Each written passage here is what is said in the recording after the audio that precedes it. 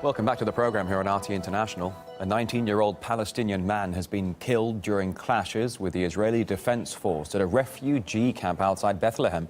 Israel claims he was leading a group of rioters. However, some witnesses and his family claim he was just a passerby. Well, this comes after Human Rights Watch has lashed out at Israel after the country's high court refused to hold anyone accountable for the death of an American political activist in 2003. Rachel Corrie was crushed by an IDF military bulldozer, and yet the judge decided the army should not be held responsible.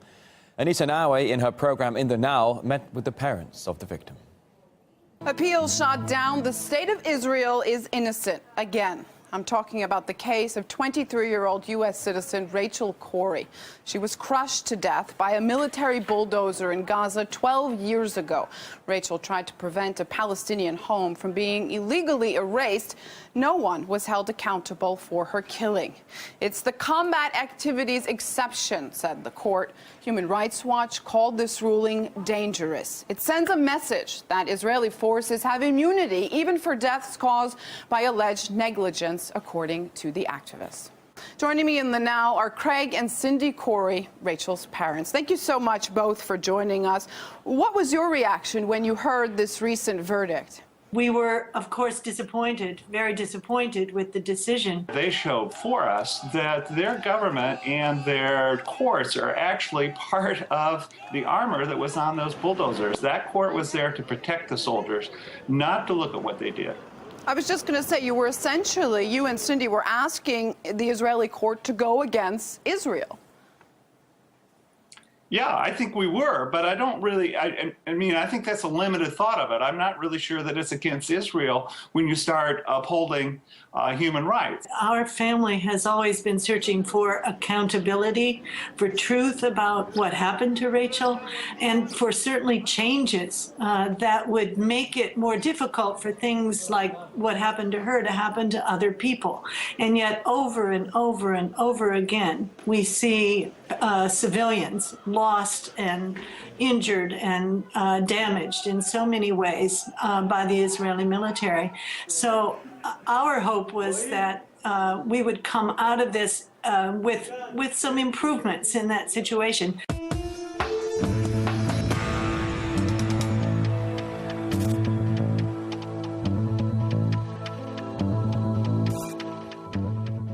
It's 1:15 here in Moscow. Crisis in the oil industry is hitting Norway very hard. An age of prosperity and the fastest growing economy in Europe has been funded by high energy prices, which provide half of the nation's budget. But the governor of Norway's central bank has warned that the healthy economic growth of the last decade is now more than likely a thing of the past.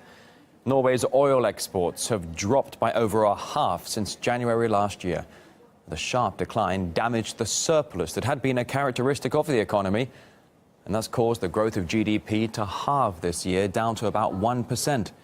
An oil industry expert, Göran Rustad, believes thousands of Norwegians are facing the sack.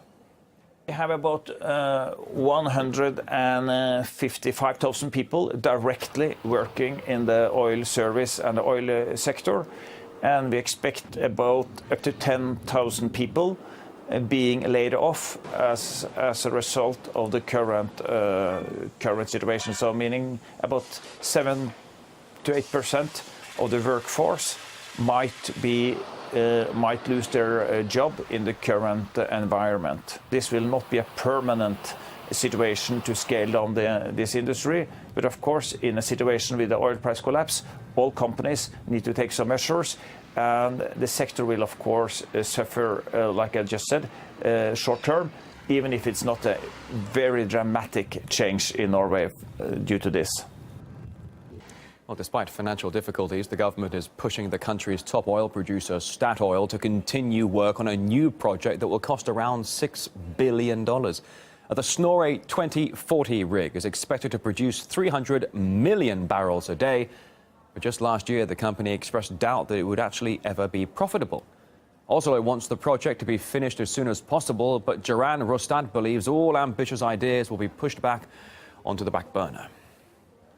We have some projects in the northern part of the North Sea called Snorre, which has where we anticipate a big redevelopment plan. This field has a much higher break-even price, and we might see postponements for this field. Also in the Barents Sea, we see a big field called Johan Castberg, about 600 million barrels.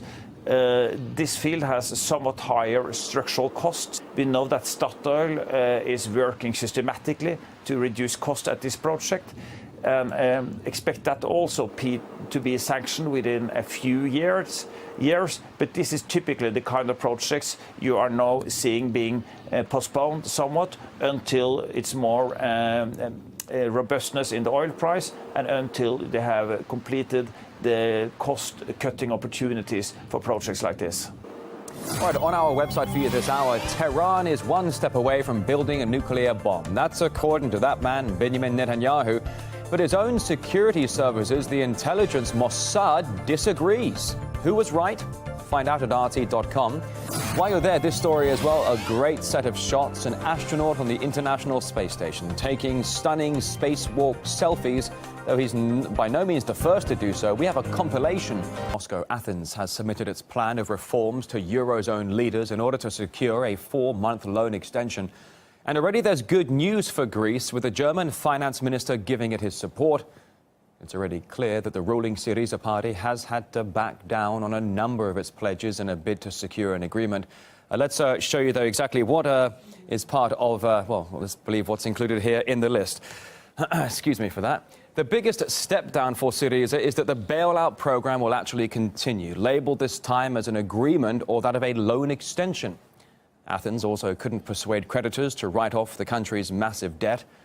It's still unclear whether the government will include hiring back public sector workers and raising the minimum wage in its reform list. But even if those measures are floated, it's expected Greece will be forced to forget them.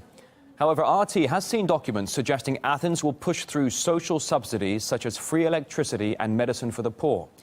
It's also sticking by its vow to combat tax evasion and corruption. A deal was only made last week after a series of failed talks and speculation over Greece's possible exit from the Eurozone.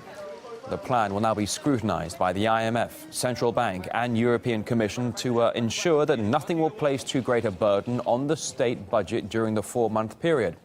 For Greece, the deal is vital. The country's bailout ends on Saturday, and without a loan extension, Athens risks running out of money very quickly. To some other global headlines in brief, a car bomb exploding in the Yemeni capital near a military academy. We have no reports of casualties. The blast was in the stronghold of an area where Shia rebels seized power earlier this month.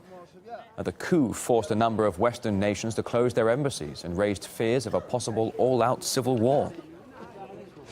The leader of the far-right Pegida movement has said people who want to see the introduction of Sharia law should leave Germany. Lutz Bachmann was addressing a rally in Dresden. He was recently reinstated as head of the organization, despite the release of a photo appearing him to show himself styled as Adolf Hitler. He said that picture was doctored.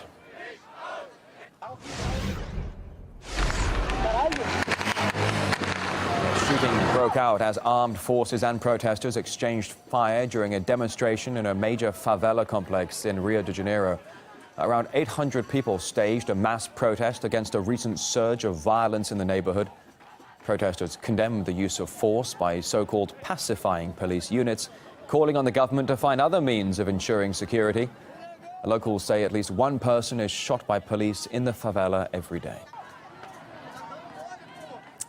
The CEO of a U.S. pharmaceutical company has pleaded guilty to rebranding and reselling drugs past their expiration date, a scam reportedly worth $80 million. But this is just the latest scandal to be linked to the industry going back decades.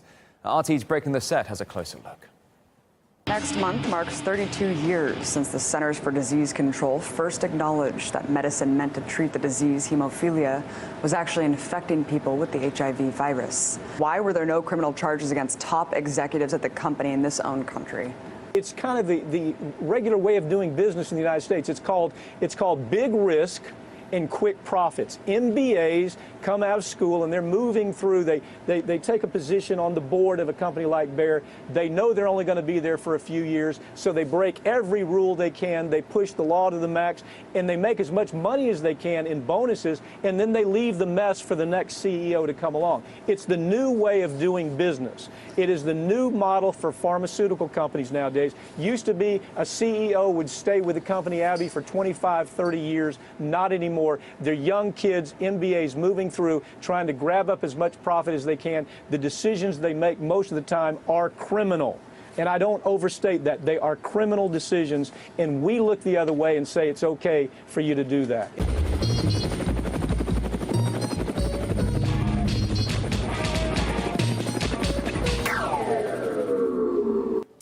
Now, just what do you need for the perfect ice hockey game? 2 teams, ice, a puck, maybe some diving equipment as well. Have a look at this. Hockey fans from a diving club cross sticks for an upside-down match in a frozen Siberian lake. The men still playing, though, somehow with their feet on the ice. The 3 players on each side equipped with scuba tanks, and they dived through triangle gates that were then used for scoring. The first goal won, and the game lasted no longer than half an hour. It's got to be chilly. And the full video right now is on our website, rt.com. All right, well, still to come here on the network, many economic analysts are saying the petrodollar is in serious trouble. Air and aid and boom bust bring it all into focus.